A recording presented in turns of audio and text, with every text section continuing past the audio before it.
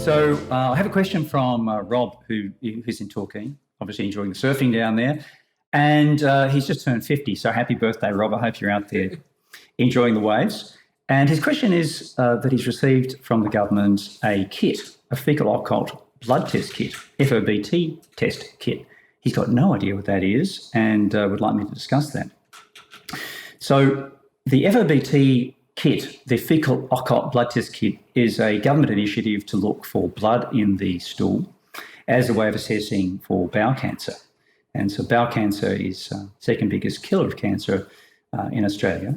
And the risk of getting bowel cancer when you're 50 over the next 5 years is 1 in 300. So it's been a very important initiative that was rolled out in 2006. And currently the government has a program whereby everybody from the age of 50 to 74 will receive an FOBT kit.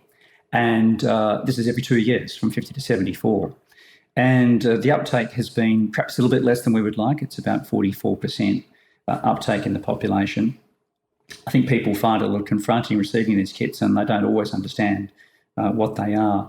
There's an excellent website that the National Bowel Cancer Screening Program have, which run through the details of the kit and how you are supposed to collect a little bit of stool. And there are to be 2 specimens collected. They can be consecutive specimens, hopefully not more than 2 or 3 days apart. And there's quite detailed collection information about how they're sent off. It's, I think, confronting for patients to receive a bowel cancer screening kit that looks like this. But please, we would like everyone to undertake the education on the website and provide the specimens, because this may well save your life.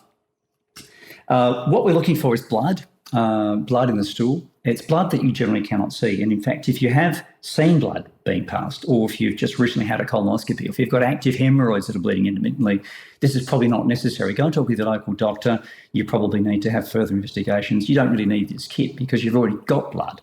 This is looking for blood that you cannot see, occult blood.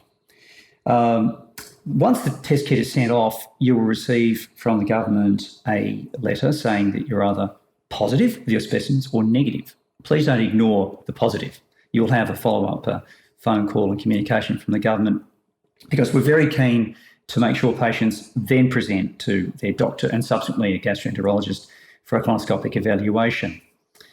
A colonoscopy is where we're examining the internal workings of the colon using a flexible telescope. It's done with patients asleep. It sounds very unpleasant, but the preparation for it does require some purgatives to be taken. And there's some very detailed instructions that patients will receive from their doctors about this, but the actual procedure is done asleep. Most patients wake up and they can't believe the procedure has actually been completed. And we're often finding simple, trivial things, if you like hemorrhoids as the cause. Maybe 92% of positives are just from hemorrhoids, nothing to be too worried about. We might find inflammation in the bowel, or we might find diverticular disease in the bowel, which are little outpouchings of the bowel wall. We might find little lumps of tissue growing in the bowel called polyps. And we're very keen to identify those polyps because they can become malignant. Most don't, but some can. And then, more importantly, occasionally we'll find bowel cancers.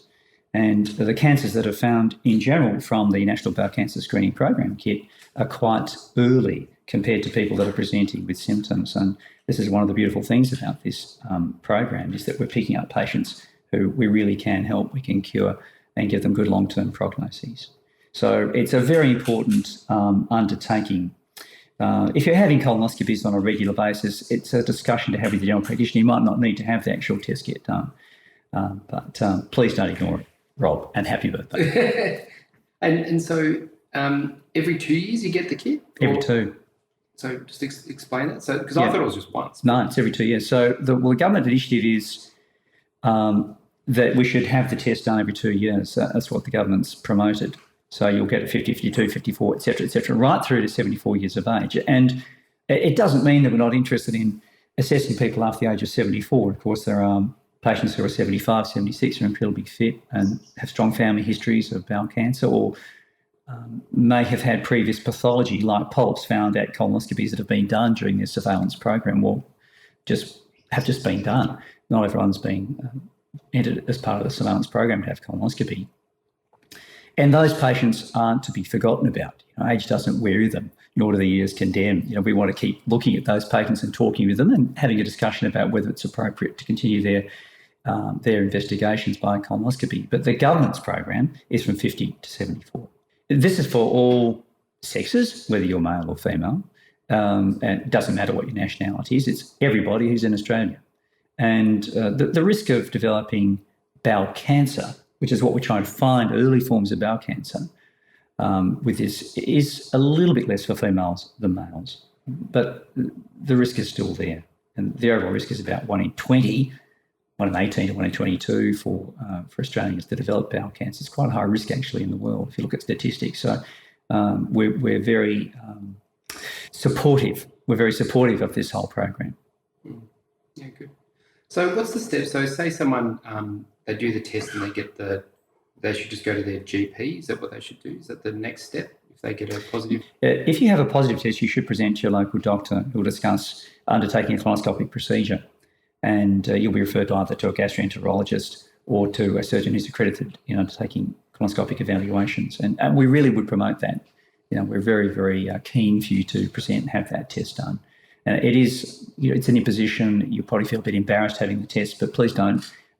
These procedures are done in a very professional manner by highly trained consultants, and it's extremely important that you present for that test. Don't just ignore a positive test. Can you talk a little bit about bowel cancer? Because my understanding is bowel cancer is sort of a hidden disease, and you don't get a lot of symptoms. Yeah. Is this why they're testing for the blood? Because you don't know. Yeah. So the problem with internal disorders is that they present very late. If you have an ulcer on the skin, you can see it. If you've got a bite or a cut, you can see it. You can feel things straight away. If you've got a sore throat, it's very, very evident. But for internal disorders, we're not really tuned in. Our brain's not tuned in, and we don't want to be tuned in to feeling everything. We don't want to feel the blood pulsing through our heart or every little movement of our intestine. So presentations of bowel cancer are generally very late, and the common presentation will be the passage of blood, which you can see. What we're doing with the kit is trying to pick that blood up very, very early before the lesion has grown to a large size. The larger the size, the more probable it will have spread to nearby structures like lymph glands and, sadly, even to the liver, which is requires a very different sort of treatment than just surgical removal of the primary lesion. So the whole point about internal diseases is that we're not tuned into them.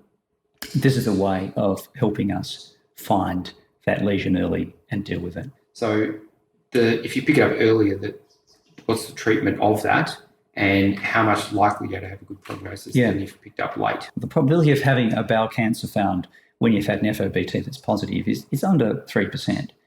It's under 3%. But the good thing about that is that the lesion is generally much earlier in its presentation, and it can be treated much more effectively. You're picking up an early stage lesion, and the outcome from an early stage lesion is way, way better than a much more advanced lesion. So we try to pick up patients before they're symptomatic. And there's some things that patients have to think about as well. Do they have a family history of bowel cancer? If you've got a strong family history of bowel cancer, a mother, a father, or a brother or sister, it may be that you shouldn't have the FOBT. You should be talking about the family history with your general practitioner and just having a colonoscopic evaluation anyway. But in general, with colonoscopies, we don't perform them every year. We perform them at very particular intervals. And maybe between those intervals, you'll have an FOBT that the government will be forwarding to you because you're between 50 and 74. And it's the same situation if you've had bleeding, overt bleeding, if you're actually seeing blood, then that really should be followed up with a local doctor. Don't ignore that. There's no need to do FOBT, as mentioned earlier, because we already know you've got blood. We don't have to find the blood. It's already there. It's evident. So that patient will really want to present to the GP and have a discussion and then be forwarded on to their specialist. So what are the treatments if you do find a cancer? Is it radiation? Is it chemo? Is it operation? Does it depend? So all cancers in general will be operated on by a surgeon. All cancers in general, unless they're incredibly advanced or the patient is particularly old. So we generally have treatment strategies that involve surgery, and depending on whether the malignant cells have passed beyond the wall of the bowel, we may then have to consider chemotherapy. If the tumour is found in the rectum, there may be also a period of radiation therapy to try and shrink the tissue down and sterilise the tissue before a surgical procedure is performed. And if you catch it early, then the prognosis is far better than if you let it go for years. Yes. Because a cancer could grow for years before you were actually aware of it. Yes, so it's very important to catch that cancer early. And that's what this whole screening program is about. The government's realised that we've got this high mortality from bowel cancer.